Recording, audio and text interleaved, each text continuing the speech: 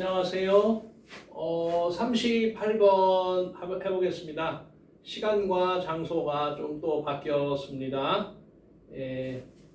Compounding the difficulty now more than ever is what ergonomists call information overload, where a reader is overrun with inputs by emails, meetings, and phone calls that only distract and confuse thinking. 이게 한번 써봐. 요게 어디로 들어가야 되는 거죠? 네, 그럼 여기를 해석해 보면 뭐라고 했냐면 그 어려움이에요. 그 어려움이 뭔지 찾으셔야 됩니다. 그 어려움을 더 복잡하게 컴파운드 화합시키다 이런 뜻이잖아요.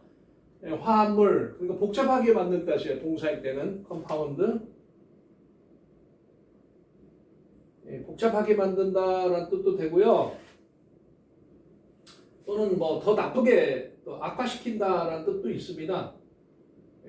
뜻이 좀 상당히 고등학생으로 쓰는 알기 어려운 뜻이 있으니까 이 기회에 좀 확실히 알아두세요. 네, 자 그러면 그 어려움을 복잡하게 만드는 것은 전보다도 지금 더 what ergonomists call information overload다.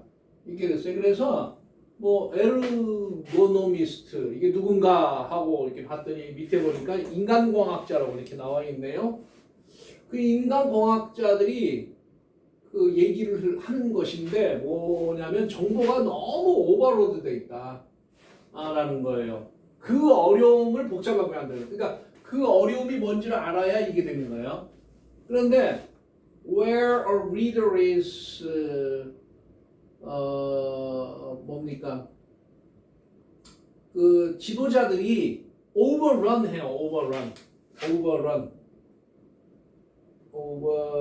overrun이죠. 그러면 오버자가 들으면 항상 초과한다는 뜻이에요. 지나치다, 초과하다 이런 뜻이에요. 그러면은 overrun인데 이게 is니까 수동태가 되잖아요. 그러니까 is overrun 하면은 초과된다 이런 뜻. 그러니까 따라 달리는데 상대방을 따라와서 잡아버린 거예요. 그러니까 멈춰버리는 거예요. 이게 항상 overrun은 멈춰버리는 거죠. 붙으면 그러면 인풋에 의해서 너무 초과되어진다, 압도된다 이런 말입니다. 뭐에 의해서? 이메일이나 미팅, 회의, 전화 같은 거. 근데 이런 것들이 이런 인풋들이 오버런 됐으니까 좋은 뜻이 될 수가 없겠죠. 단지 distract, 산만하게 만들어요. 그리고 혼동시켜요. 그녀의 띵킹은 아마 리더가 여자라고 봤던 모양이에요. 그러니까 어려움을 더 복잡하게 만드는 것이 정보가 너무 많다. 그 위에도 보면 뭔가 나쁜 게 나와야 돼요. 그러니까 그 뭡니까 뭡니까 어디요? 리더 허를 조금 더 어렵게 만드는 것이 위에 하나 나오고 여기 하나 더 나와야 돼요. 네? 그렇게 풀어 나가면 될 것 같아요. 자, clarity is often difficult thing for reader to obtain. 그렇죠. 명확함이라는 건 종종 어려운 일이다. 그 리더가 획득하기가. 그렇죠. 정확한 거. clarity, 명확한 거. Concerns of the present tend to seem larger than potentially great concerns that lie farther away. 지금 현재의 염려, 걱정거리들, 근심거리들은 훨씬 더 크게 보여요. 뭐보다? 잠재적으로 더 큰 어려움, 근심보다 lie, 놓여져 있는 어디에? far away, 훨씬 더 멀리 놓여져. 그러니까 무슨 얘기냐? 학생들 얘기로 들어보면 여러분이 이제 지금 거의 기말고사가 거의 다 끝났잖아요. 그러면 이제 2학기 중간고사가 상당히 이제 큰 문제가 되겠죠. 2학기 중간고사가. 그런데 수능 이렇게 되면 이거 굉장히 더 큰 거지만 훨씬 멀리 떨어져 있기 때문에 이쪽 걱정이 더 큰 거죠. 그렇게 이해하시면 됩니다. Some decisions by their nature present great complexity whose many variables must come together a certain way for the reader to succeed. 그랬어요. 몇몇 결정들이 그러니까 by nature, 그러니까 결정들의 성격상 이런 뜻이 돼요. 성격상 제시를 한다. 훨씬 더 큰 복잡성. 그러니까 몇몇 결정은 너무나 복잡해서 결정하기 어렵다는 그런 뜻이 되는 거겠죠. 그런데 그 복잡성에서 많은 변수들, 그 복잡성의 많은 변수들이 must come together 한꺼번에 오는 거죠. 와야 합니다가 아니고 이건 오면 틀림없다죠. 예. 어떤 방식으로 리더가 성공하기 위해서는 그 어떤 방식으로든지 그 복잡함의 많은 변수들이 함께 오는 것임에 어떤 방식으로 함께 오면 틀림없어요. 그러니까 한꺼번에 막 와요. 그럼 지금 이게 여기가 하나의 어려움이라고 difficulty라고 볼 수 있겠네요. 자, 그 다음에 대체한적으로 이게 아니고 다른 걸로 이상하네요. 여기가 이 대체한적으로 이 접속사가 이상해요. 대체한이라는 거는 그럼 좋아. 뒤에 이제 어려움이 하나 나왔어요. 그럼 여기 또 어려움이 있나 봅시다. The 리더의 정보는 might be only fragmentary, which might cause her to fill in the gaps with assumptions, sometimes without recognizing them as such. 그래서 리더의 정보는 아마도 단지 조각일 거다. 조각조각 파편적이란 말이니까 정보가 처음부터 끝까지 이렇게 들어오는 게 아니고 어느 쪽은 많이 들어오고 어느 쪽은 비어있고 그런 거겠죠. 그러니까 판단하기가 어렵다는 거죠. 명확하게. which might go. 그래서 그 갭을 채워야 돼요. 가정으로. 어떤 가정. 때로는 그러한 것을 인식하지도 못하고 이런 것도 이런 정보가 있는지 없는지 또 모르는 상태에서 예를 들면 A라는 결정을 하기 위해서는 정보가 뭐 한 10개쯤 필요하다고 칩시다. 그러면 뭐 1에서부터 10까지 정보가 있는데 뭐 몇 개는 있겠죠. 근데 뭐 예를 들면 4, 5가 없다. 비어 있다. 그 다음에 7이 없다. 그럼 이건 이제 비어 있는 거. 나머지는 정보가 있는 거. 이건 없는 거예요. 그럼 이거는 가정을 해서 여기가 뭐가쯤 되겠지 하고 갭을 채워서 결정을 해야 된다는 얘기가 되는 겁니다. 그러면 여기는 좀 조금 이상해요. 그렇죠? 여기는 뭐 변수가 너무 많이 와가지고 복잡해서 판단을 못 하겠다고 그러고 여기는 대신에란 말이니까 여기가 좀 이상해요. 그래서 2번이 아닌가 혹시 그래서 여기가 보면 그 어려움이라는 게 정보가 너무 많은 거예요. 그러니까 뭡니까? 정보가 변수가 한꺼번에 오니까 변수가 한꺼번에 그 예가 이거잖아요. 미면, 미링 이거 등등등. 그러니까 요거는 아까도 얘기했지만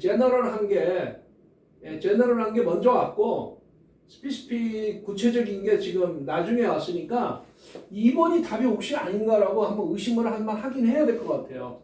여기서 지금 확답은 못 드리겠지만 2번이 오는 것도 상당히 신경이 많이 쓰이는 거죠. 2번이 없으니까 좀처럼. 자, 그 다음에 3번 And the merit of reader's most important decision. 그래서 가장 중요한 결정 중 그 리더의 결정 중에 하나의 장점이 뭐냐면 그 성격상 전형적으로 명확하지 않다.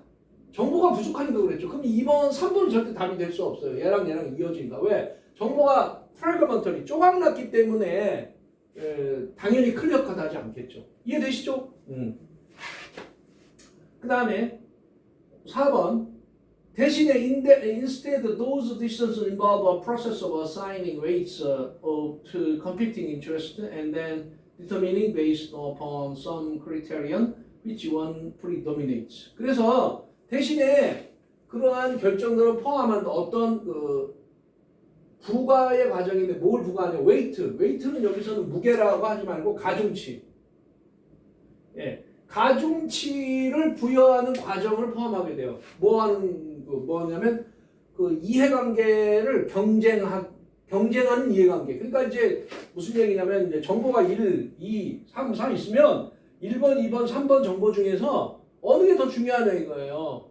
그러면은 이제 사람마다 다 다르겠지만 리더의 경험상 이게 한 50% 정도 좌우할 거야. 이건 20%, 이건 30% 이렇게 웨이트를 다르게 준다는 거예요. 그래서 이 경쟁하는 이 이해관계라는 게 1, 2, 3번 이런 거죠. 이런 거에 대해서 그 가중치를 부과하는 과정을 포함한다는 얘기예요. 당연하죠. 정보가 불분명하니까. 그러니까 지금 여기 4번도 클리어 컷하세요. 지금 그 대신 클리어 컷하지 않기 때문에 가중치를 주는 방법을 대안으로 제시한 거예요. 대신에 이렇게. 그러니까 이게 자연스럽게 연결이 돼요. 자, 마지막 5번인데 하다 말았군요. 근데 그리고 결정한다. 뭐에 기초를 두냐면 썸 몇 가지 기준인데 그것이 하나가 프리도면 지배적이다 이 말이야. 하나가 지배하는 어떤 그 썸 크리테리엄에. 그러니까 아마 이제 여기에서는 1번이 50% 지배하니까 1번이 상당히 대체하기 가중치가 많이 되겠죠. 여기다가 그 가중치를 두고 결정을 한다. 그런 얘기가 되겠죠.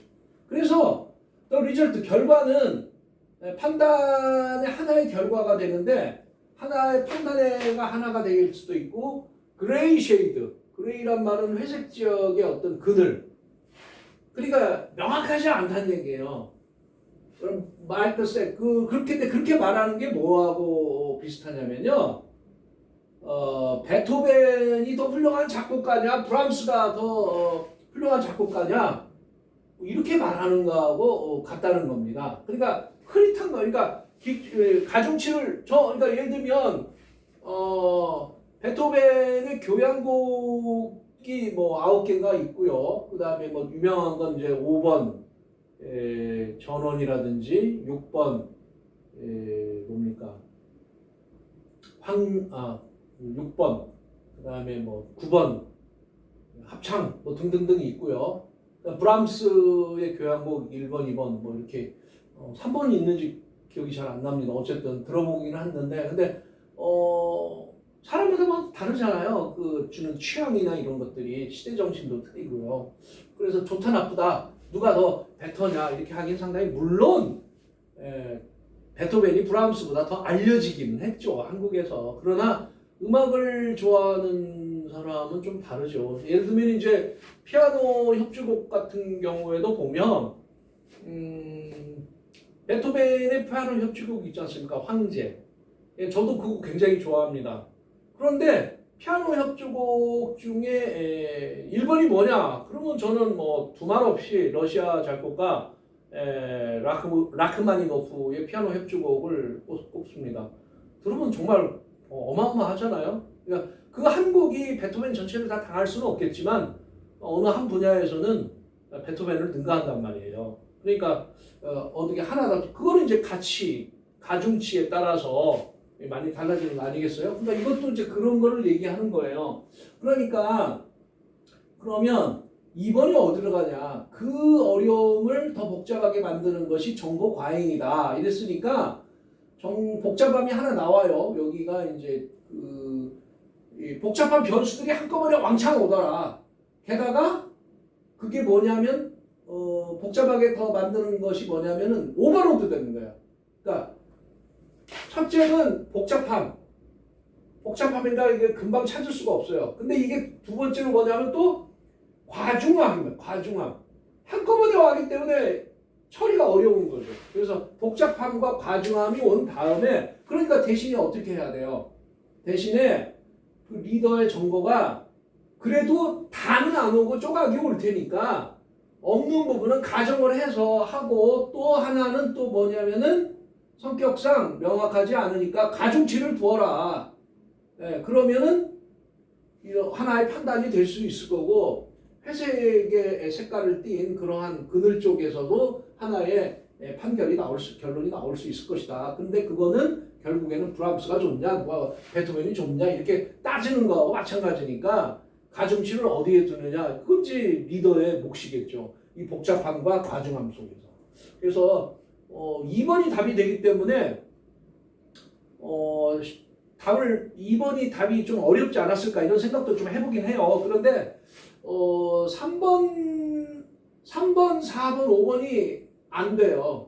3번, 4번, 5번이 우리 읽으면서 이렇게 됐지만 자연스럽잖아요. 그래서 2번 대안적으로 다른 방식이 나온 거죠. 그렇기 때문에 2번이 들어가야 정답이 되겠습니다. 여기까지 해보겠습니다.